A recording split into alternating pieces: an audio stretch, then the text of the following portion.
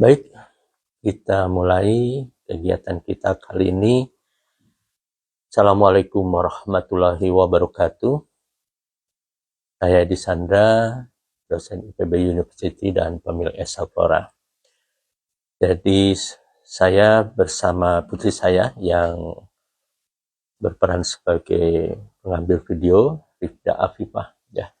Dan beliau nanti akan juga ikut diskusi dalam kegiatan kali ini. Jadi dalam live kali ini kita ingin berbagi bagaimana strategi mengelola lab skala rumahan, ya. Dan di sini juga mungkin kita nggak usah terlalu formalitas, ya. Jadi silakan Rifda nanti juga mengingatkan saya kira-kira apa yang perlu disampaikan. Bahwa Esa Flora skala rumahan dan kita sudah mulai running tahun 2000, 9 September 2000, dan ini merupakan perpanjangan tangan dari IPB. Jadi mulai dari tahun 93 kita sudah buka pelatihan di kampus, dan pada saat kita pelatihan di kampus itu banyak peserta pelatihan yang tidak bisa membayangkan kalau kutu jaringan skala rumahan itu seperti apa. Ini tolong. Nah, di sini di Esa Flora, jadi kita tidak perlu menjelaskan, tapi langsung melihat bagaimana penjabaran atau aplikasi kutu jaringan skala rumahan. Yang menyedihkan saat ini kabar terkait dengan aplikasi atau pelaksanaan kutu jaringan. Banyak teman-teman kita, banyak pengusaha-pengusaha kita yang terkait dengan pengembangan lab kutu jaringan yang tidak mampu bertahan karena kolaps, ya. Dan kolaps ini memang karena kondisi di Indonesia yang memang sangat berat. Nah, alhamdulillah Esa Flora masih mampu bertahan dalam kondisi yang kecil mungil, dan justru dengan kecil mungilnya tadi itu kita lebih fleksibel, kita lebih beradaptasi dan mampu dorman. Itu sebenarnya strategi yang kita pakai. Jadi seperti makhluk yang sangat kecil yaitu mikroba, tapi dia mempunyai suatu kemampuan yang tidak bisa dilakukan oleh makhluk tingkat tinggi, yaitu tidak mampu dorman. Nah, Esa Flora kita berusaha untuk beradaptasi seperti itu. Dalam kondisi yang sangat kritis kita dorman. Minimum seperti itu. Nah, terkait dengan itu nanti kita akan berusaha menjelaskan kepada semua, dan kita akan tour lab memperlihatkan bagaimana kondisi Esa Flora apa adanya, belak-belakan, tapi juga mohon maaf kita karena kondisi seadanya tadi itu tidak seperti yang dibayangkan oleh banyak orang. Jadi banyak pihak yang membayangkan Esa Flora itu sedemikian megah, mewah dan sebagainya. Sebenarnya tidak demikian, ya.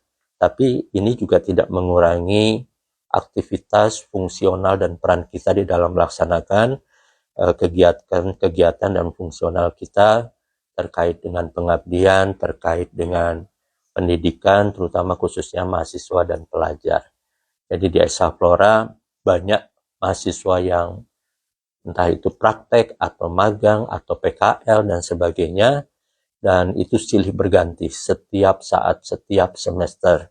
Jadi kayak seperti saat ini sedang ada mahasiswa biologi IPB, itu ada berapa orang? 3 orang atau 4 orang? 3 orang? Oh iya. Oh iya, terima kasih, ya.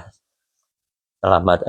Saya berharap kita bisa diskusi juga dalam kegiatan ini, dan mungkin nanti Rifda bisa memperlihatkan kita. Sekarang kita berada di ruang rapat Esa Flora, ruang pertemuan Esa Flora. Kita ada 2 ruang rapat. Yang pertama ini di bawah, dan kemudian nanti juga ada 1 di atas, sehingga kita berharap dengan adanya 2 ruang pertemuan ini tidak mengganggu antara kegiatan mahasiswa dan juga kegiatan pelatihan atau kalau ada tamu yang berkunjung.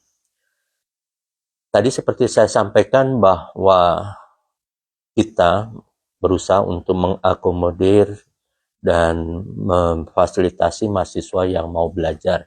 Dan terkait itu tadi setiap semester banyak. Nah, maksud saya yang justru menjadi tantangan buat kita, bahwa mahasiswa kalau belajar itu boleh dibilang 1 bulan pertama itu dominan menghabiskan bahan alat habis pakai. Jadi maksud saya pada proses belajar kultur jaringan yang memang mengharuskan steril, maka pembelajaran mahasiswa tadi itu lebih dominan menghabiskan bahan kultur ya. Jadi kalau misalnya satu saat ada misalnya 5 mahasiswa, maka sebenarnya 5 mahasiswa tadi itu kalau 1 hari belajar mensubkultur atau inisiasi sebanyak 20 atau 50 saja, berarti kalau 5 tadi udah sekitar 250 botol. Itu yang terjadi kontam setiap saat. Oleh sebab itu kita strateginya kita tidak menggunakan media MS, tapi kita membuat media alternatif setara MS ya. Setara MS, kalau nanti ada yang perlu akan kita beritahu, kita sampaikan.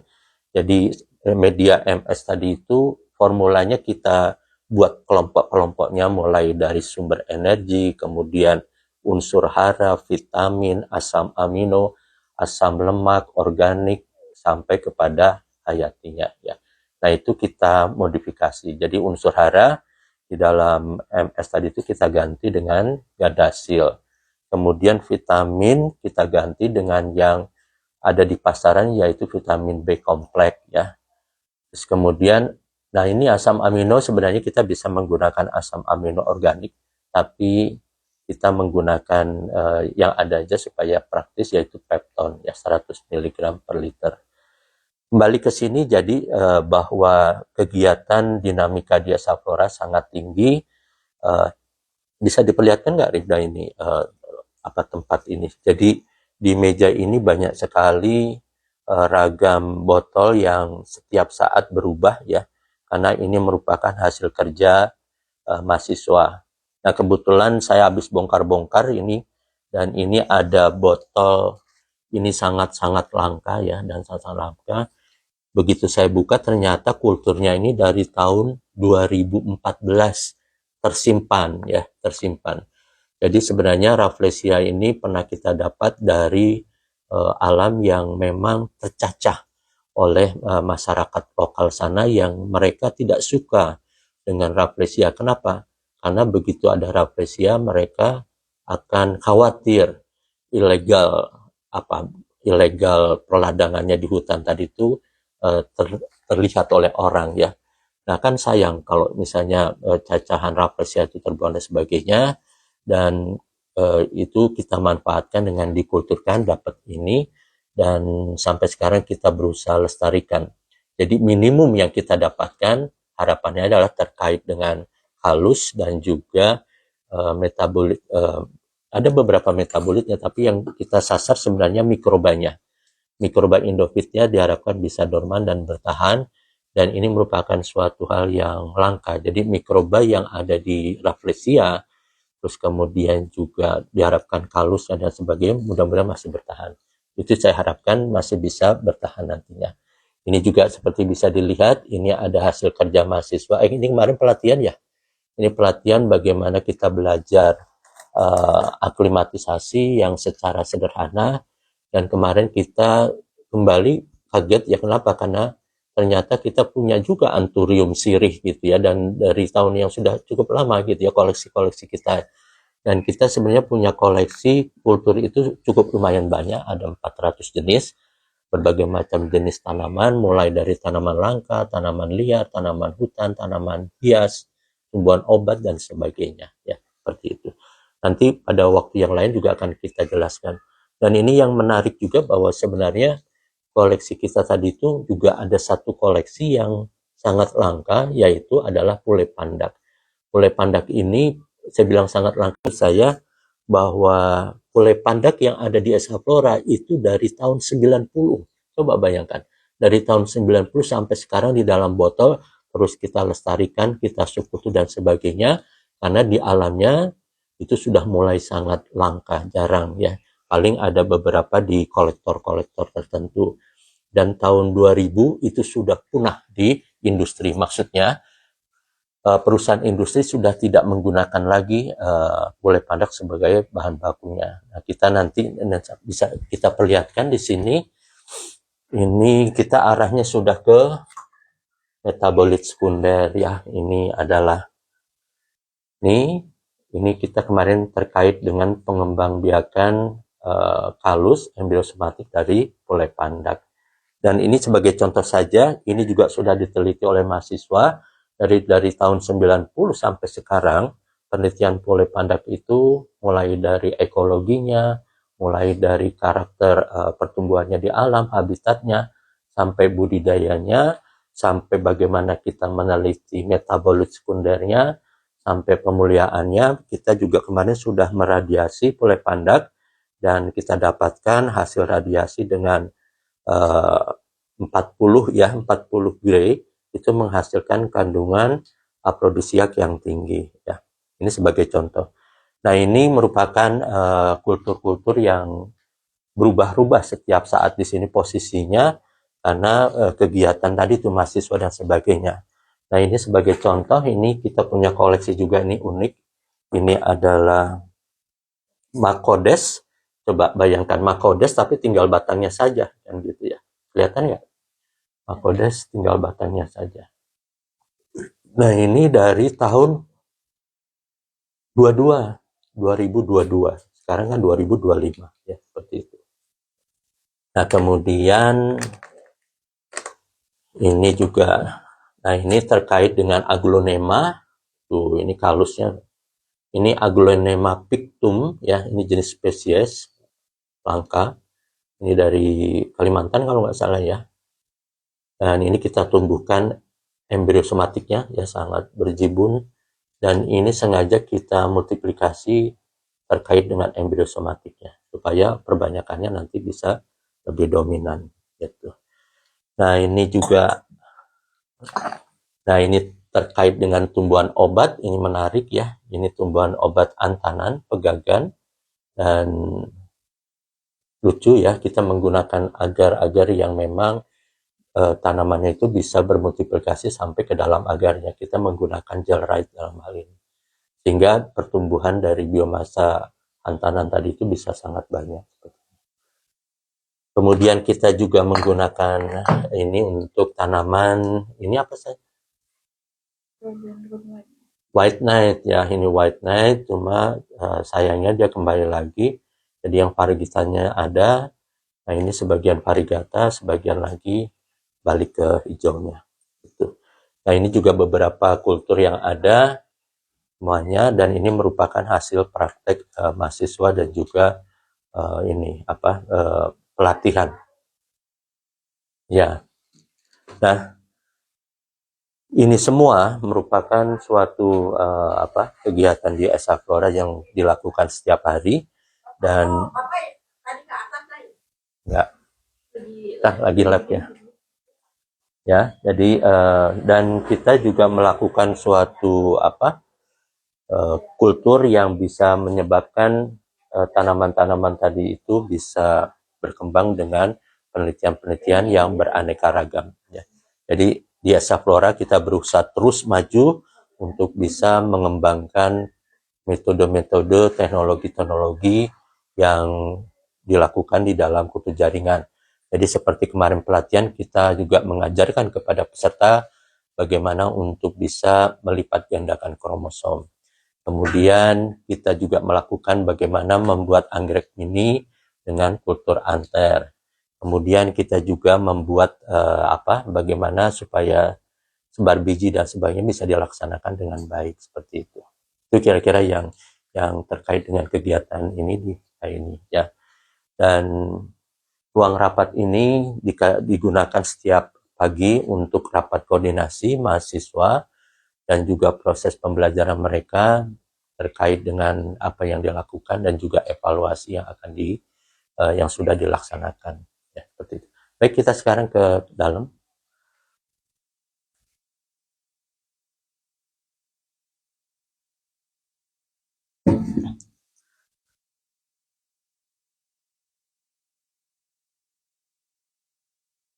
Ini adalah ruang inkubasi kita yang pertama. Ini ruang apa namanya, Amorphophallus ya. Kita kasih nama ruang Amorphophallus. Kita juga punya kulturnya Amorphophallus, cuma nggak tahu di mana nyimpennya gitu ya. Tuh. Ini kebetulan saya juga pegang, ini ada aglonema apa? Rotundum ya. Ini juga sudah lama dari tahun 2000 berapa ini? Kelihatan nggak? 2021 ya. Jadi memang kita terkait dengan konservasi in vitro berusaha untuk mengoleksi tanaman-tanaman yang bernilai komersial tinggi, tanaman yang langka, tanaman yang unik, tanaman yang diminta oleh masyarakat ya. Jadi perlu juga bocoran ya bahwa, dan ini menjadi suatu hal yang penting terkait dengan tanaman yang saat ini sedang menjadi perebutan oleh para pembudidaya dan juga eksportir, yaitu Mitragina speciosa ya. Mitragina speciosa ini terkait dengan pengembangan tanaman kratom yang dia merupakan pengembangan dari etnobotani dari masyarakat Kalimantan, Kapuas Hulu, yang berguna untuk stamina dan sebagainya, seperti itu. Nah, bila kita lihat ruang inkubasi ini, jadi bisa dilihat di sini, mohon maaf bahwa tata letak botolnya berantakan, karena di sini seperti yang saya sampaikan tadi itu juga bervariasi kegiatannya, dan banyak orang. Kita pernah mengkulturkan berbagai macam jenis, termasuk di sini juga ada kelapa kopior. Ini kelapa belum ada yang mengkulturkan seperti itu. Nah, ini ragamnya sangat bervariasi. Kalau dilihat kelihatannya seperti sama saja, padahal berbeda-beda ya, seperti itu. Apalagi kita lihat ke sebelah sana. Nah, bila kita lihat kondisi lampunya seperti ini, maka sebenarnya pencahayaan ini bisa beragam dan bervariasi. Jadi yang penting ada sinar, dan sinarnya tadi itu adalah sinar putih. Ya, sinar putih itu adalah spektrum lengkap, dan terutama kalau untuk vegetatif itu yang penting adalah sinar lengkap dan inframerah. Kalau terkait dengan generatif pembungaan itu adalah ultraviolet. Nah, di Esaflora kita menggunakan intensitasnya tadi itu tergantung kepada kulturnya harusnya. Jadi kalau untuk kultur yang sudah agak besar dewasa, kita harusnya kira-kira jumlah intensitasnya sekitar 7 sampai 8.000 lux gitu ya. Nah, kalau untuk yang masih kecil kira-kira 2.000 sampai 3.000 lux, seperti itu. Itu apalagi? Oh, koleksi kita tadi itu ada yang 400 jenis, dan itu bervariasi, berubah-ubah sesuai dengan yang kita lakukan. Dan kita berusaha melakukan terus inisiasi setiap saat, dan apa saja yang terkait dengan kultur, terutama yang kita dapatkan.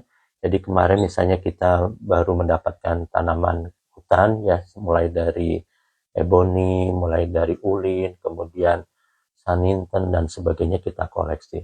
Tapi juga kemudian kita mengoleksi beberapa tanaman dari luar, yang mulai dari buah-buahan sampai kepada tumbuhan obat, yang mulai dari ginseng, terus dan sebagainya, seperti itu.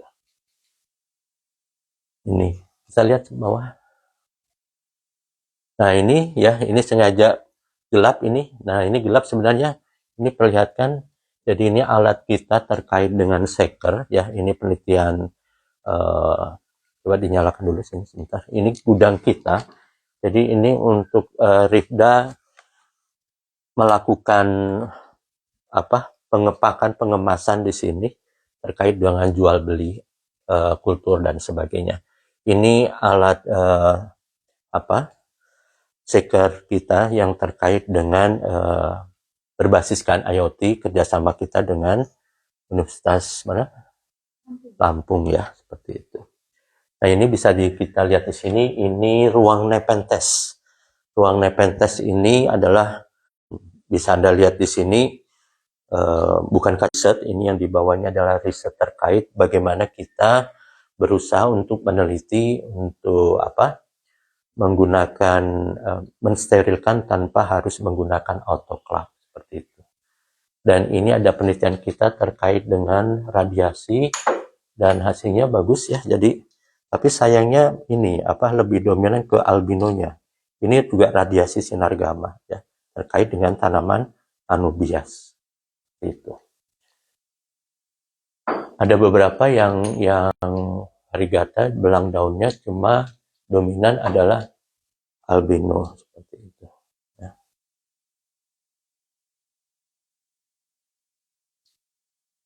Itu, dan kemudian yang bila kita lihat di sini ruang inkubasi ini, bahwa kita tadi itu membagi ruang-ruang tadi itu berdasarkan fungsionalnya.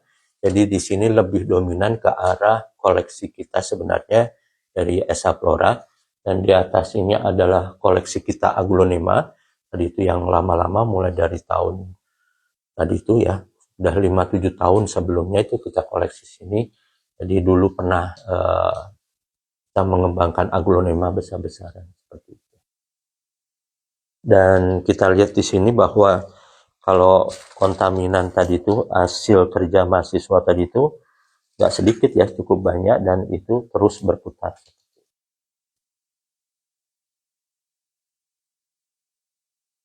Ini juga kita pernah mengembangkan White Knight sampai beberapa yang ininya variegatanya, dan rencananya memang kita pilah. Jadi dari tanaman yang variegata itu saja yang nanti akan kita kembangkan terus, sementara yang tidak, yang pulih tadi itu kita buat latihan mahasiswa. Jadi untuk latihan mahasiswa atau pelajar tadi itu kita mempunyai beberapa kultur yang cukup banyak. Ini terkait dengan koleksi kita, dan ini adalah laminar buatan kita. Ya, ini laminar buatan kita ini sengaja buka samping. Maksudnya adalah supaya proses buka tutupnya tadi ini disesuaikan dengan tangan masuk ya. Terus kemudian di atasnya sini ada kacanya, sehingga debu tidak masuk ke dalam, udara langsung bisa ke sini seperti itu ya. Bisa nyala nggak? Bisa. Nah ini jadi kita blowernya dari atas, terus kemudian anginnya dari depan ya. HEPA filternya di depan, nanti ke arah kita seperti ini, sehingga diharapkan debu dari luar tidak akan masuk ke dalam.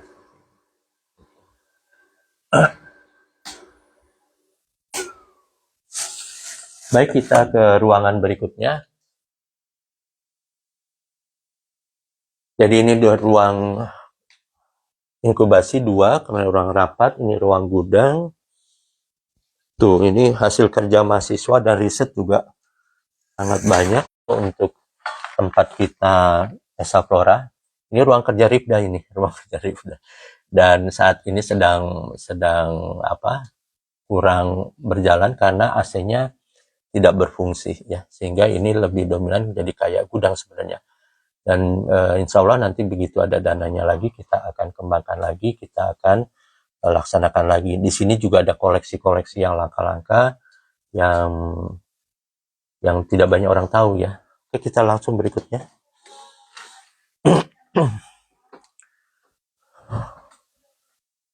Sekarang kita akan lihat ruang kerja mahasiswa ya.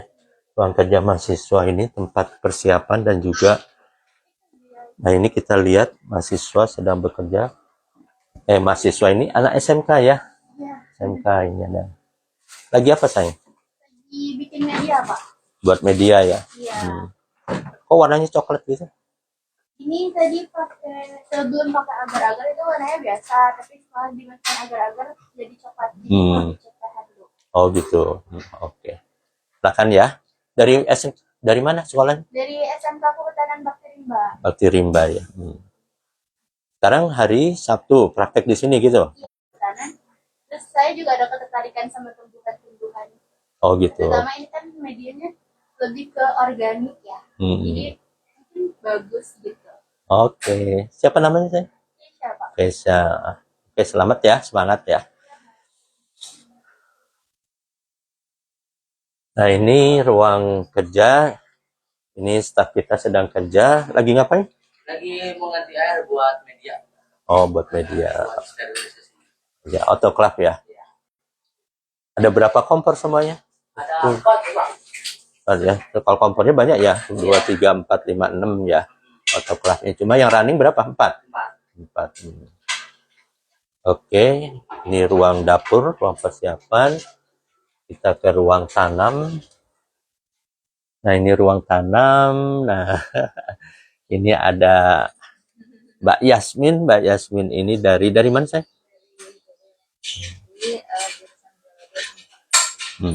Bisa jelaskan di sini Mbak Yasmin?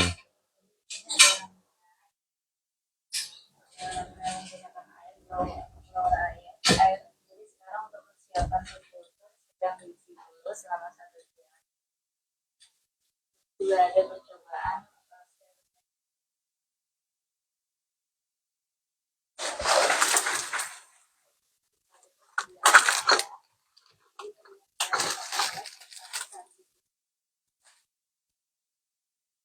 bahari dan dilihat dari kontak maka bisa digunakan untuk maupun injeksi. Juga ada alat-alat deteksi, jadi seperti cawan, terus pinset untuk keperluan subkultur. Tidak ada yang keras. Ketika melakukan subkultur bisa juga tanpa blower. Jadi ini kedap, jadi tidak ada masuk dari luar dan dari dalam. Mungkin sedikit berbeda kalau di atas tidak menggunakan api, dia lebih menggunakan betadine. Kalau di LVC menggunakan api. Oke, terima kasih banyak. Kita lihat selanjutnya. Nah, ini ruang gudang, ini ruang persiapan kerja ya. Jadi kita naruh botol-botol dan juga botol yang kotor. Dan ini 2 rumah. Hah? Apa saya? Katanya kalau kultur jaringan stroberi diambilnya dari bagian apa ya? Oh gitu. Ya boleh. Jadi strawberry itu kita ambilnya dari biji terutama. Jadi pada prinsipnya sebenarnya totipotensi. Semua bahan sel yang hidup itu bisa dikulturkan. Cuma mempunyai tingkat kesulitan yang berbeda-beda.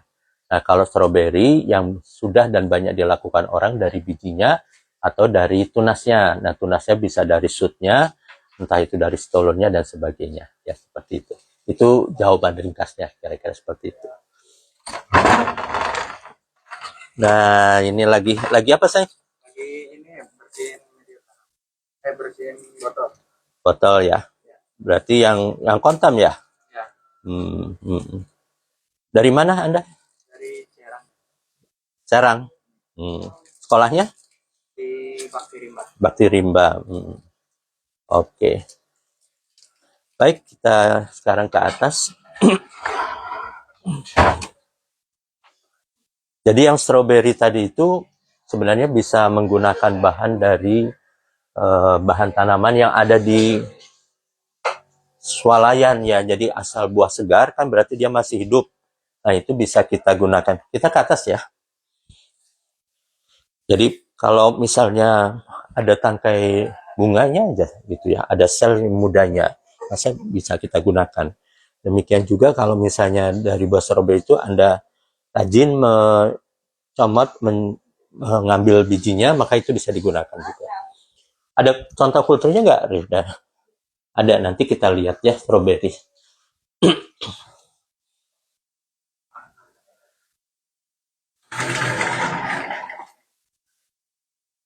Kalau nggak salah juga jenis yang bagus ya, yang putih ya, bukan?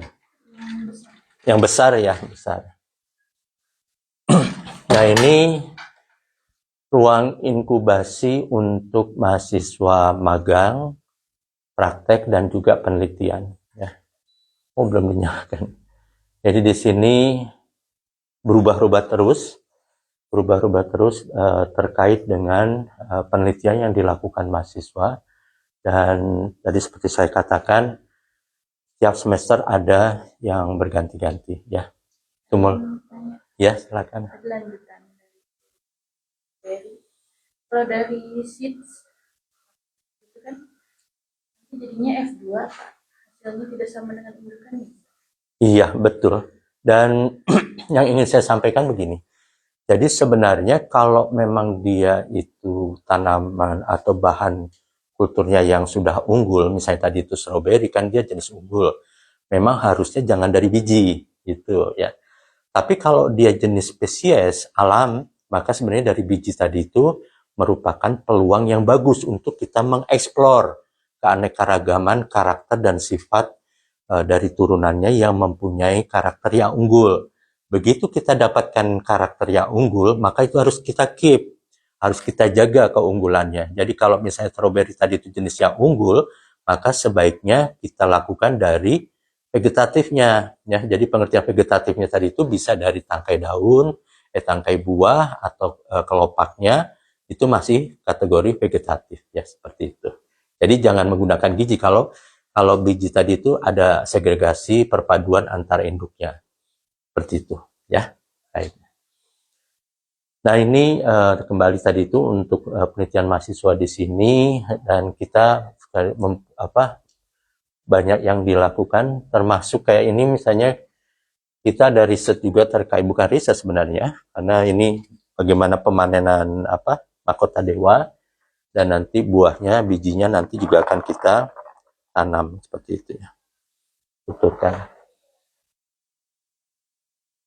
Nah, kita ke ruang rapat depan. Ini ruang rapat, ruang pertemuan mahasiswa.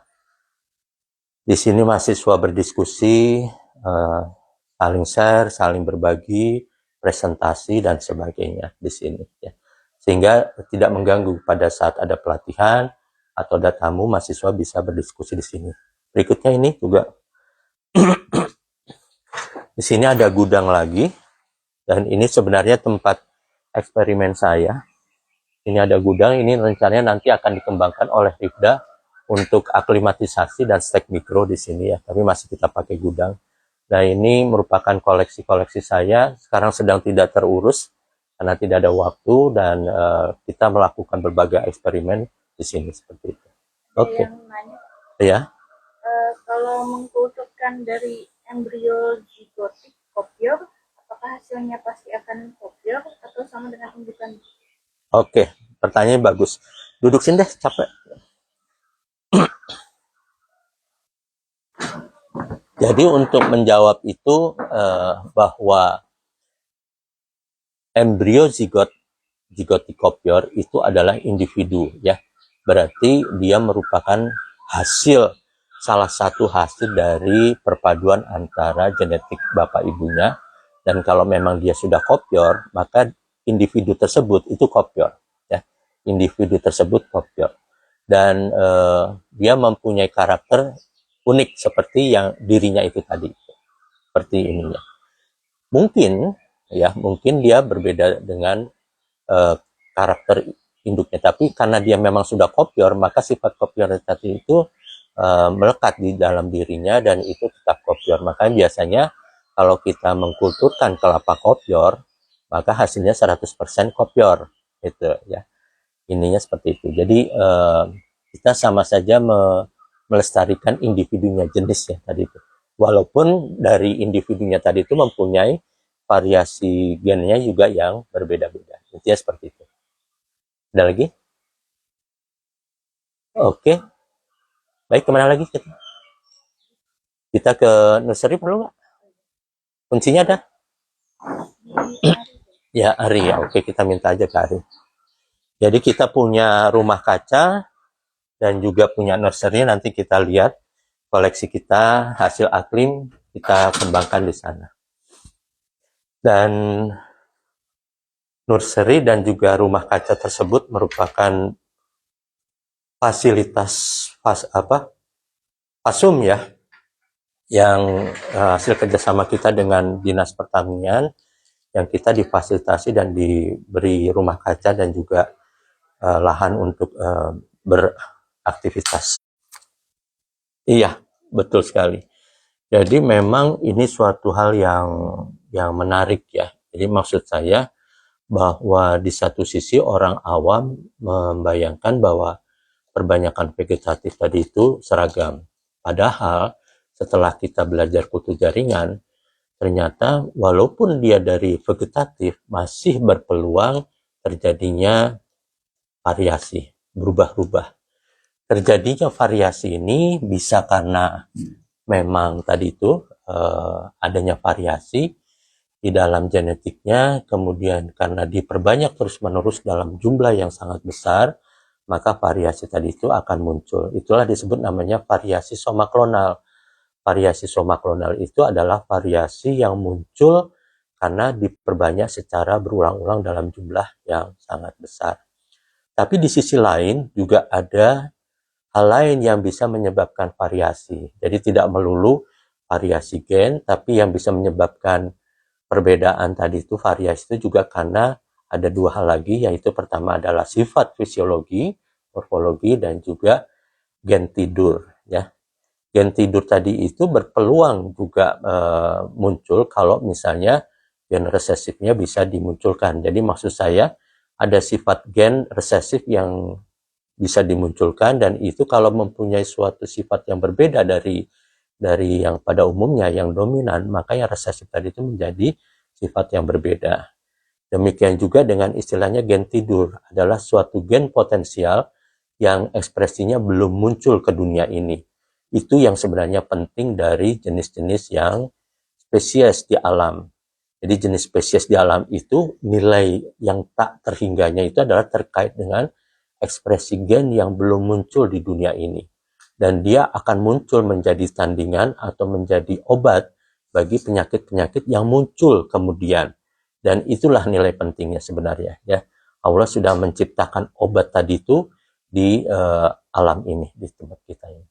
Nah, kemudian terkait dengan fisiologi, bahwa perbedaan fisiologi tadi itu menyebabkan variasi. Jadi misalnya walaupun gennya sama, jadi sebagai contoh misalnya saya Edi Sandra dulu 17 tahun berbeda dengan Edi Sandra sekarang. Edi Sandra dulu masih mobilitasnya tinggi, bisa melakukan berbagai macam kegiatan dan sebagainya. Kalau sekarang sudah berbeda. Kecepatan, dan kegiatan-kegiatan tadi itu juga menjadi semakin berkurang dan sebagainya. Seperti itu. Jadi walaupun misalnya gennya sama, tapi fisiologinya muda atau tua itu juga berdampak pada variasi yang dihasilkannya. Begitu Mas Fadli ya, terima kasih. Ya. Jadi bagaimana untuk menekan variasi sama? Ya, pertanyaannya bagus, dan ini banyak sekali yang menanyakan. Baru tadi pagi aja Mbak Yuni dari Lampung juga menanyakan bagaimana kita berusaha untuk menekan terjadinya variasi somaklonal. Jadi kalau kita berusaha menekan variasi somaklonal, jadi fenomena variasi somaklonal itu bagaikan pisau dua sisi. Jadi di sisi satu bagus dalam kaitan mengeksplor keanekaragaman genetik yang belum muncul, dan itu menjadi suatu peluang sebenarnya untuk bisa menghasilkan varietas-varietas yang baru yang belum pernah ada. Tapi kalau terkait dengan bagaimana kita menghasilkan klon atau turunan atau perbanyakan yang seragam, maka ada beberapa hal yang bisa kita lakukan. Yang pertama adalah di dalam kita memperbanyak tadi itu diusahakan tidak melakukan subkultur berulang secara jumlah besar, karena subkultur berulang tadi itu akan memperbesar terjadinya variasi. Yang kedua, kondisi terkait dengan media yang digunakan, kondisi lingkungan dan sebagainya diharapkan tidak terjadinya suatu fluktuasi yang ekstrim, ya. Jadi diharapkan semuanya standar seperti itu, sehingga tidak ada perubahan-perubahan yang bisa berdampak terhadap perubahan gen. Yang berikutnya lagi, usahakan bahwa formula hormon yang digunakan tidak menggunakan formula hormon yang tinggi, sehingga menyebabkan replikasi DNA-nya, replikasi selnya sedemikian cepat, dan itu berdampak terhadap ada peluang terjadinya salah cetak, salah replikasi, seperti itu. Itu kira-kira yang bisa saya lakukan, yang bisa saya jawab. Terima kasih. Kalau misalnya di Esaflora tadi kan ada mahasiswa. Kalau untuk bukan mahasiswa tapi ingin mencoba melakukan kutu jaringan, Iya, pertanyaannya bagus dan sebenarnya kita berusaha untuk open, terbuka ke semua pihak. Cuma mohon maaf dan sebesar-besarnya bahwa kita juga terbatas. Yang penting serius dan mau berlatih dengan optimal, kemudian mengikuti aturan dan tata tertib yang berlaku. Jadi maksud saya bahwa Anda semua siapa saja boleh ikut kan gitu. Cuma maksud saya harus mengikuti. Jadi proses kegiatan belajar tadi itu mengikuti proses yang sedang berlangsung di SH Flora itu ya. Sehingga proses tadi itu diikutkan serta di dalam kegiatan SH Flora sehingga tidak ada cost yang ditimbulkan ya. Ya paling ya tadi itu jadi bukan kerugian ya, dan memang itu sudah kita alokasikan proses pembelajaran seperti itu. Tapi cost yang dimunculkan tadi itu disebabkan karena itu menjadi lebih rendah seperti itu. Jadi kalau misalnya Anda walaupun tidak kuliah atau misalnya bukan mahasiswa, bukan pelajar atau hobis atau petani atau siapapun yang mengikuti aturan itu.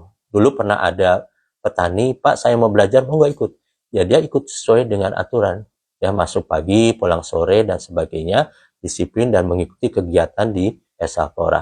Insya Allah mungkin sekitar 3 bulan gitu sudah terampil, sudah mahir ya seperti itu.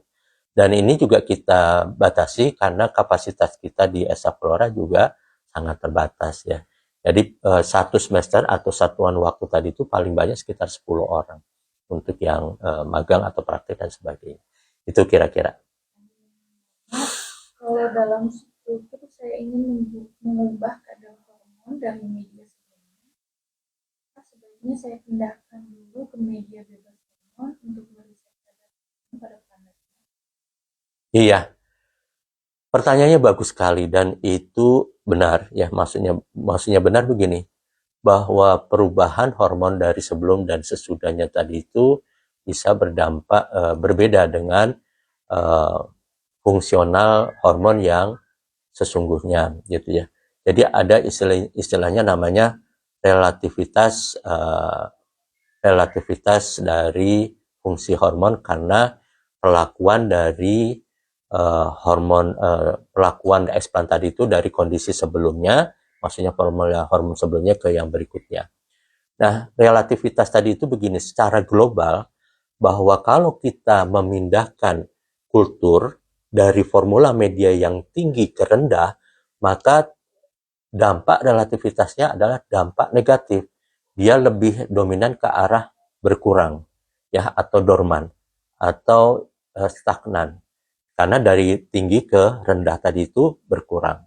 Walaupun ya ini ya maksudnya diperhatikan, walaupun penurunannya tadi itu secara nominal itu masih di atas rata-rata nilai hormon yang sebenarnya mampu menghasilkan tumbuhnya tunas. Jadi sebagai contoh misalnya kalau dia biasa bermain di hormon yang tinggi misalnya di 10 atau 8 atau 20, kemudian diturunkan menjadi 6 atau 4, itu berdampak terhadap dormansi, perlambatan atau stagnan. Padahal 4 mg per liter itu masih dalam kategori tinggi. Karena 2 tadi itu, 2 mg per liter itu sudah mengindikasikan dia pertumbuhan tunas yang cukup bagus. Jadi 4 itu lebih tinggi dari 2. Tapi karena tadinya awalnya 10 ke 4 penurunan, maka dia mengalami dormansi. Jadi sebenarnya walaupun dia proses adaptasi relativitas tadi itu sesuai dengan waktu. Jadi kalau misalnya Anda mau dinolkan dulu, boleh juga gitu ya. Tapi mau langsung juga. Karena proses adaptasinya tadi itu yang langsung tadi itu juga dia perlu waktu. Nah, perlu waktu tadi itu terkait dengan misalnya subkultur juga. Jadi pada saat dia dorman tadi itu, tapi pertumbuhannya lambat, Anda cacah lagi atau Anda subkultur lagi ke media yang sama, maka sel-sel yang baru tumbuh tadi itu diharapkan sudah beradaptasi dengan kondisi yang baru. Jadi sel-sel yang lama yang pada waktu dia konsentrasi tinggi tadi itu sudah dipisahkan dari sel-sel pertumbuhan atau tunas yang baru tumbuh yang ke media yang baru. Intinya seperti itu. Jadi boleh mau dinolkan dulu atau misalnya langsung, tapi perlu subkultur untuk memilah antara sel atau jaringan atau tunas yang berasal dari media sebelumnya ke media yang baru, seperti itu. Ya. Apa keunggulan dan kekurangan dari proses embrio? Iya. Jadi perbedaannya kalau terkait dengan organogenesis dan embryogenesis, nah ini seringkali kalau organogenesis tadi itu adalah dia lebih kecil peluang variasi somakronalnya ya dibanding embryogenesis ya. Tapi sebenarnya organogenesis masih lebih tinggi kalau misalnya dibandingkan dengan multiplikasi tunas, karena multiplikasi tunas tadi itu tidak ada peluang dia berasal dari sel atau jaringan kecil ya, muda tadi itu.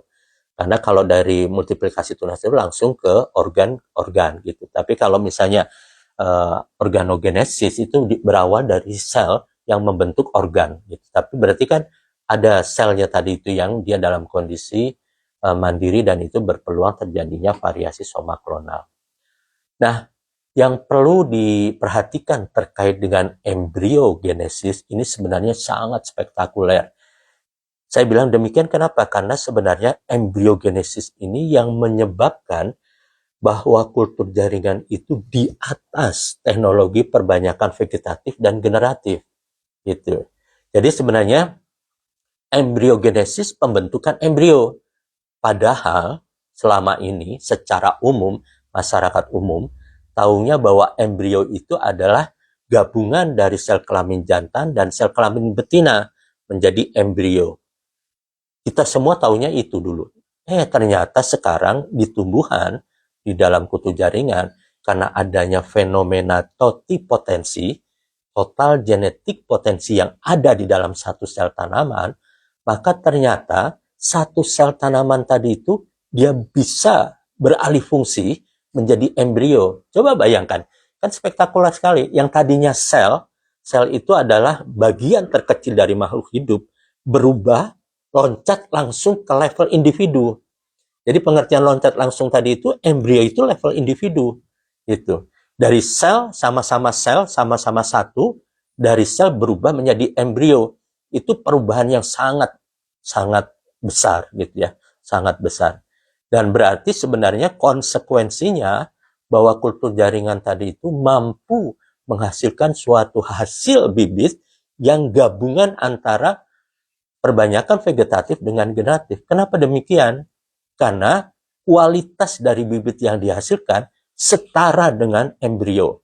Kualitas bibit yang dihasilkan setara dengan embrio. Tapi sifat karakter gennya sama dengan induknya. Karena dia bukan gabungan dari sel kelamin jantan dan betina.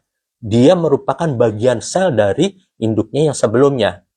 Nah kan berarti ini gabungan. Dia sama seperti vegetatif, sama dengan induknya, tapi dia sama kualitasnya dengan generatif. Karena adalah sifatnya adalah embrio. Itu kerennya, embriosomatik. Jadi salah besar kalau misalnya dikatakan bahwa kultur jaringan itu adalah perbanyakan vegetatif. Berarti akarnya serabut. Tidak demikian. Kalau kita menggunakan teknologi embriosomatik, maka dia bisa berakar tunggal karena berasal dari embrio. Tapi sifat karakternya sama persis dengan induknya. Itu yang sangat menarik ya, seperti itu. Nah, itu terkait dengan perbanyakan embriosomatik. Jadi, kalau kita melakukan terutama khususnya tanaman kehutanan, maka sebaiknya kita menggunakan embriosomatik. Karena nanti untuk tanaman jenis pohon hutan tadi itu, kita bisa tetap mendapatkan karakter bibit yang berasal dari embrio. Itu. Jadi, karakter bibit dari embrio itu apa? Sifat keunggulannya. Dia bersifat akar tunggang karena dia mulai dari on pertama.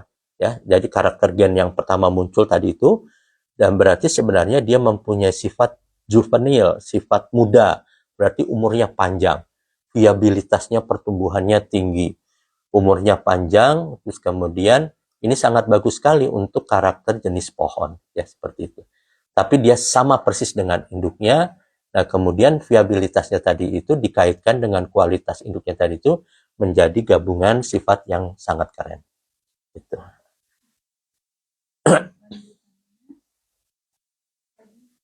variasi somatikal, apakah cirinya bahwa kultur tersebut mengalami variasi somatik hanya ketika sudah setelah akut atau saat masih dalam hidup? Iya, ini menjadi perdebatan umum ya, tergantung kepada sudut pandangnya. Jadi kalau saya melihatnya gini, bahwa ada orang mengatakan jangan menggunakan variasi somaklonal karena terjadi perubahan susunan asam-asam nukleat dan sebagainya sampai sekian ribu kilo apa itu ya tadi itu. Jadi banyak susunan asam nukleatnya yang sudah berubah. Tapi juga bahwa perubahan tadi itu bisa kita klasifikasikan berdasarkan ekspresi karakter yang muncul. Jadi itu secara visual. Sepanjang ya, jadi kalau menurut saya kita bedakan antara aplikasi dengan riset yang biologi molekuler. Kalau terkait dengan biologi molekuler tadi itu, maka sudah terjadi perubahan asam-asam nukleat. Tapi perubahan asam-asam nukleat tadi itu dalam satu kesatuan ekspresi tadi itu bisa menyebabkan perubahan apa tidak. Kalau dia misalnya belum menghasilkan perubahan, maka sebenarnya kalau saya secara visual dia masih sama karakter ekspresi gen yang dihasilkannya. Kalau kita melihat dari level yang lebih dalam lagi, jadi tergantung penggunaannya sebenarnya. Kalau penggunaannya untuk level gelondongan, istilahnya gelondongan itu maksudnya secara visual saja, maka acuannya tadi itu adalah perubahan visualnya saja. Tapi kemudian kalau biologi molekuler, maka acuannya adalah perubahan asam-asam nukleatnya. Tapi kemudian bisa juga diantaranya yaitu terjadinya suatu perubahan karakter dari sifat bahan senyawa yang dihasilkannya. Jadi pernah kita melakukan suatu mutasi atau memberikan radiasi sinar gamma kepada tanaman pule pandak dan ternyata keren. Jadi maksudnya keren tadi itu bahwa awalnya ada 3 bahan anti hipertensi, reserpin, serpentin, dan acmalin ya. Tapi begitu kita radiasi sinar gamma, maka 3 senyawa tadi ini berubah. Dia menjadi derivat-derivat senyawa yang mempunyai fungsi yang sama atau berbeda dan senyawanya lebih banyak lagi, berbeda lagi seperti itu. Nah, ini kita tergantung kita sudut pandangnya mana dan perubahannya apa dan sebagainya, kita yang tentukan sesuai dengan tujuannya. Dan ini harus disepakati juga dengan sesama orang yang mendiskusikan itu. Intinya seperti itu. Ada lagi? Ribda udah capek? Udah. Oke, berarti kita ke kebun ya. Perlu ke kebun? Oke, kita lihat. Jadi fasilitas kita sebenarnya berusaha kita lengkapi sampai ke kebunnya. Kenapa? Karena yang kebun ini juga menjadi suatu pembelajaran yang penting. Kuncinya udah saya. Kalau minta kasih Ari. Jadi kita berusaha memfasilitasi pembelajaran tadi itu mulai dari kultur sampai ke keluarnya. Nah, keluar ini menjadi penting. Kenapa? Karena kalau hasil kultur itu tidak bisa dikeluarkan dan tidak bisa menghasilkan sesuatu, ibaratnya mandul ya. Dan memang Esa Flora mempunyai kelemahan di situ. Kita tidak mempunyai lahan yang luas untuk produksi, sehingga untuk produksi seringkali kita bekerja sama dengan peserta pelatihan kita, bekerja sama dengan pihak-pihak yang memang ingin mengarahkan ke arah produksi dan sebagainya. Ya, minimum kita mengarahkan mereka. Jadi silahkan siapa saja yang ingin bekerja sama atau bersinergi atau apapun dengan Esa Flora, kita terbuka lebar ya, dan insya Allah kita akan berusaha untuk mengakomodir dengan baik. Oke, baik, kita sekarang jadi ada 2 fasilitas lagi terkait dengan nursery dan juga rumah kaca. Dan kembali mohon maaf karena kondisi kita yang saat ini sedang krisis, jadi kita hanya meng-hire beberapa tenaga, sehingga nanti jangan heran, mungkin karena saya orang kehutanan ya, jadi nursery-nya kayak hutan gitu ya, seperti itu. Oke, kita ke kebun.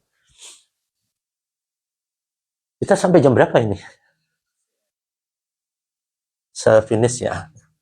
Tadi janjinya katanya jam 10:30.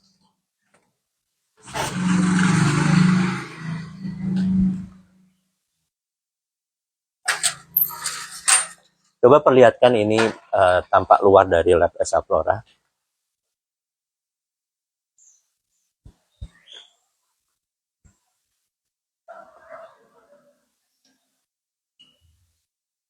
Ini lab Esa Flora, rumah biasa, tapi dengan berbagai macam tanaman. Kita ada tanaman kelapa kopior, ada magic fruit, ada kola, dan itu ada ebony di atas ya. Dan ini adanya namanya tanaman Sanrego, Lunasia amara blanco ya. Ini keren dan ini obat kuat dari mana? NTT ya. Oke. Baik, kita ke kebun. Pohon mangga sengaja di dalam ini karena sebenarnya dia sebagai barrier penjaga supaya tidak longsor. Tanaman langka, tidak banyak orang tahu ya. Dia tumbuhnya di sini sebenarnya sebagai tadi tuh pasak bumi ya, karena dia menjaga dari kelongsoran ya, seperti itu. Ini tahu tanaman apa? Kemenyan ya, kemenyan. Nah, ini juga pohon yang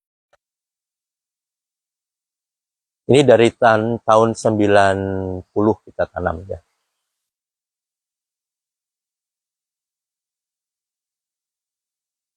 Nah, bisa dilihat di sini kebun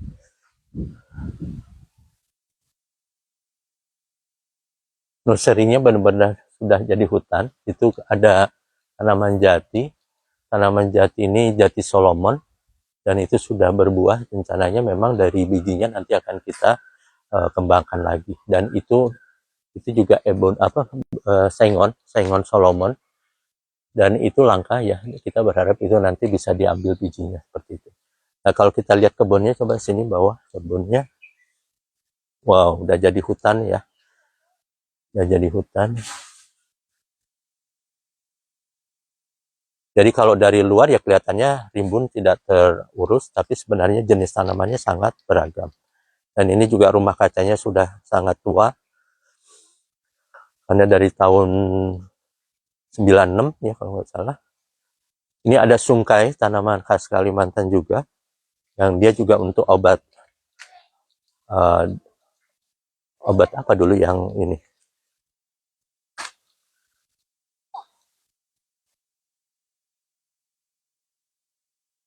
Oke, kita turun.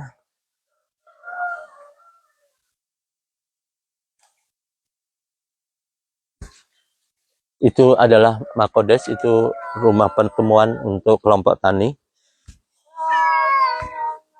Ada kucing berantem. Berantemnya jangan di sini.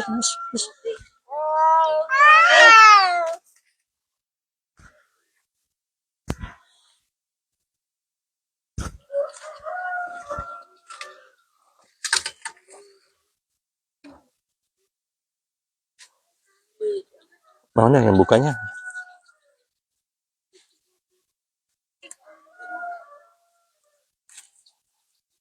Ini udah susah untuk bukanya.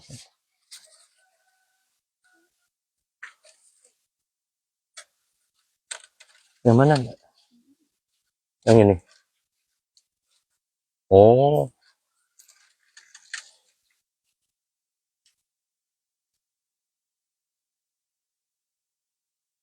Ini rumah. Kita ke sini dulu. Wow. Ini berantakan sekali. Ini hutan atau nursery?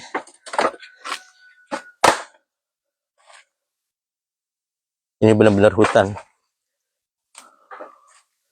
Jadi ini koleksi-koleksi kita berbagai macam ini. Nah, ini yang menarik. Ini kan tidak banyak orang tahu. Ini namanya kentang udara ya. Kentang udara ini juga kemarin kita dikasih temen dari mana ya, Sulawesi kalau nggak salah ya. Dan ini langka juga. Terus juga ini bambunya juga bambu, bukan bambu biasa, tapi ini bambu apa istilahnya? Yang tidak ada lubangnya ya, bambu yang tidak ada lubangnya seperti itu. Nah, ini aren, ini juga aren yang dia produktivitasnya tinggi, jadi satu hari bisa sampai 10 liter ya, seperti itu. Nah ini jenis kayak model tabat barito, tapi ini tabat barito yang dari luar ya, segitiga. Bedanya dengan tabat barito yang Kalimantan, kalau yang di Kalimantan di sini ada titik hitamnya ya. Jadi tabat barito itu merupakan tanaman obat untuk pasangannya dari pasak bumi. Jadi untuk jamur singset, ya, apa tuh? Nggak tahu saya malah. Kudzu apa? Nggak tahu saya. Wah, ini Masya Allah. Terus terang saya baru sekarang ke sini, jadi kita ada 2 pegawai, tapi rupanya kerjanya. Nah ini kentang udaranya juga banyak nih. Bisa dipakai itu.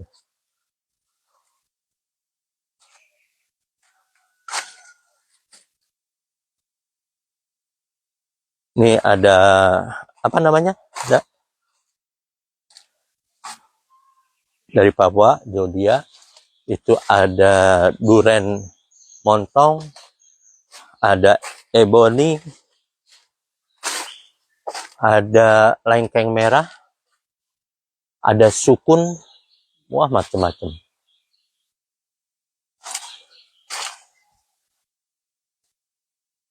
Ini benar-benar hutan ini, Masya Allah. Ini tanaman hias juga yang sedang rame-ramenya dulu. Ulinnya udah gede, Masya Allah.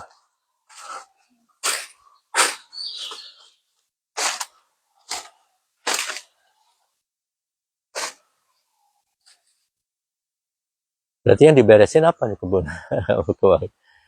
Jadi menjaga hutan. Itu juga karet. Karetnya bukan karet sembarangan. Jadi jenis tanaman di sini nih tanaman-tanaman yang tidak biasa sebenarnya ya. Tapi karena orang tidak tahu, jadi mereka anggapnya tanaman liar biasa. Nah, sebentar itu ulinnya jatuh, saya beresin dulu.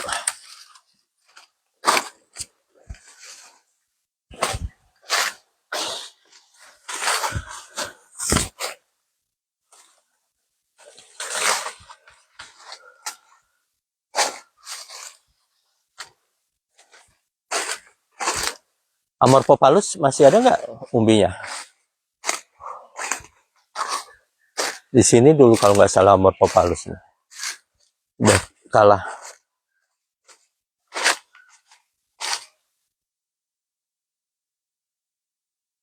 Oke, hutannya udah terlalu liar.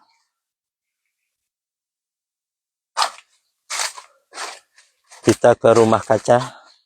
Di rumah kaca seperti apa kondisinya? Kuncinya mana?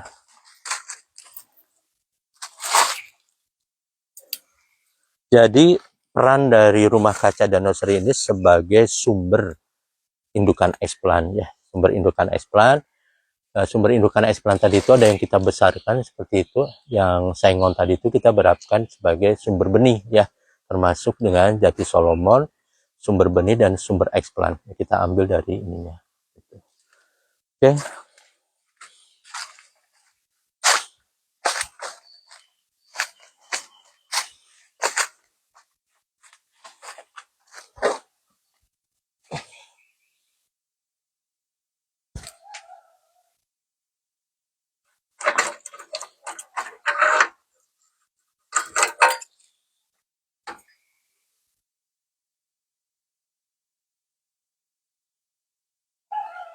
Nah, ini beberapa hasil kultur kita. Ada Nepenthes, ada apa aja nih? Anubias. Masya Allah, ini kesian amat. Nepenthes sampai berbunga di dalam. Ini nggak pernah. Tuh, Nepenthesnya Masya Allah. Ini udah bisa dibuka nih. Nih, Anthurium Ciris juga sayang banget nih. So, ya, ini. Jadi ini merupakan koleksi tanaman langka. Ini juga ini hasil kultur semua. Jadi karena kekurangan pegawai, ya hasil ini Sinargama kalau nggak salah radiasi itu.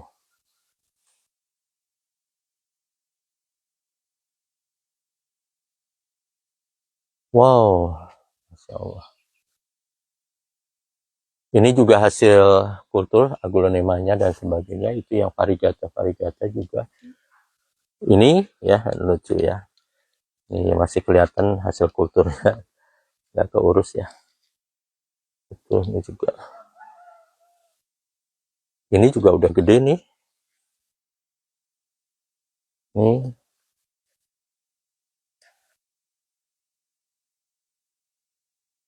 Itu juga kelapa.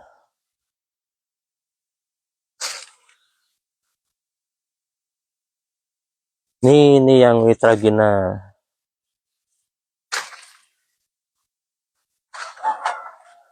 Ini Mitragina speciosa, keratum. Ini harusnya bisa dicangkok ini, bisa supaya ini. Ini tanaman khas Kalimantan untuk tadi itu stamina. Terus ini bambunya, ini bukan bambu biasa, ini bambu betung Thailand ya, bambu betung Thailand. Ini harusnya bisa kita perbanyak itu, seperti itu. Ini juga hasil kultur kemarin aglonema. Terus ini juga nih jenis Philo. Itu hasil asli masih banyak di sana. Kayaknya harus kerja bakti untuk beberes seperti ini ya. Itu kelapa hibrida unggul ya, kelapa hibrida unggul. Itu juga kita kulturkan pernah seperti itu. Oke, apalagi? Udah. Baik, cukup sekian. Baik, kalau nggak ada lagi kita cukupkan sekian. Silakan bagi semua yang ingin bertanya nanti boleh langsung bertanya juga. Kapanpun kita terbuka, dan sampai akhir September ini kita dalam kaitan ulang tahun kita terbuka untuk semua pihak yang mau melihat Esa Flora dari dekat atau mau mencoba kutu jaringan skala rumahan, kami persilakan. Terima kasih. Sekian ya, Ribda ya. Baik, sampai jumpa lagi. Assalamualaikum warahmatullahi wabarakatuh.